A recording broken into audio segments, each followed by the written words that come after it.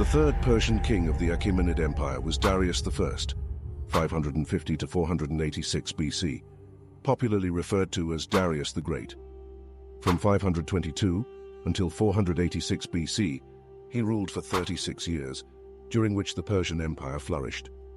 Darius conquered territory and grew his empire by leading military expeditions throughout Europe, Greece, and even the Indus Valley.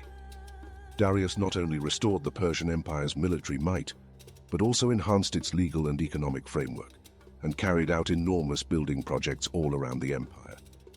His inscriptions are the most significant primary sources that provide information about his life and reign. The most well-known example is the trilingual inscription found on the Behistun rock relief from both his palace at Persepolis and the village of the same name. It is written in Elamite, ancient Persian, and Akkadian or Babylonian. Herodotus, the Greek historian, wrote a chronicle of his reign as well.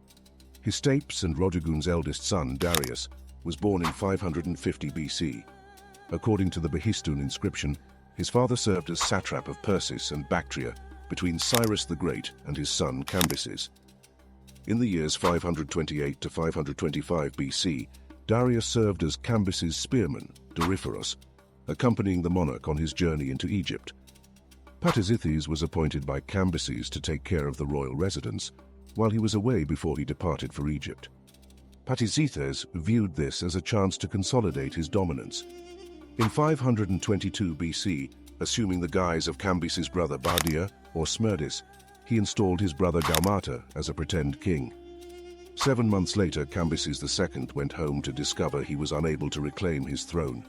He fell during the marches through Syrian Ecbatana or Damascus, according to some historical accounts, while others claim he committed himself since he was unable to overthrow the false monarch and his allies. The reign of the bogus monarch was short-lived. According to Herodotus, Phaedimia, the niece of Otanes, Cambyses' uncle, discovered that the monarch is not Cambyses' brother.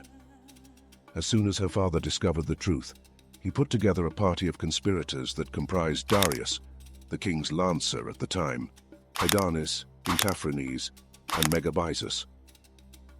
After Gaumata was ultimately slain, the conspirators had to determine how to proceed with the empire, as it was left without a leader. Darius voted for a monarchy, whereas Megabyzus proposed an oligarchy, which Otanes declined, requesting just special rights for his family. Unable to resolve the issue at hand, they all decided to hold a competition in which the victor would inherit the kingdom.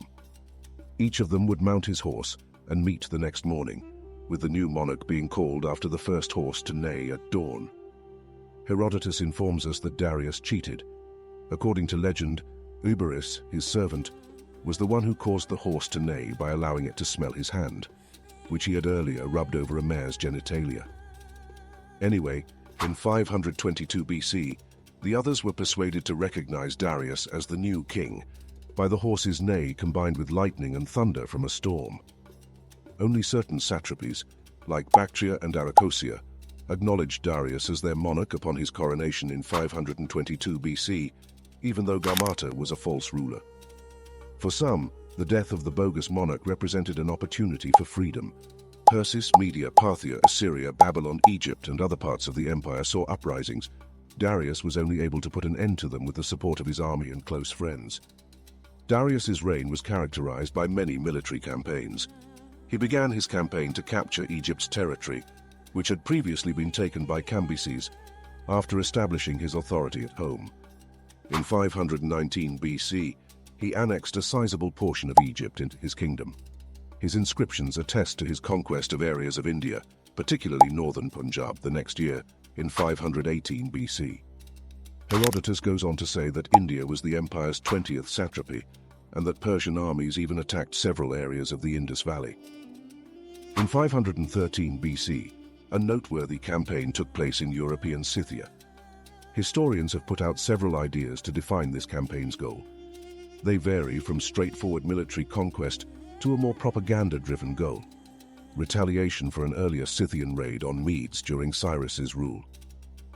Darius's desire to subjugate the western Greek territories and the Scythian campaign's intention to scare the Greeks into capitulating might also be contributing factors. But Darius ran into unanticipated problems. By adopting deception and withdrawing eastward, the Scythians managed to elude the Persian army while wreaking havoc on the surrounding landscape.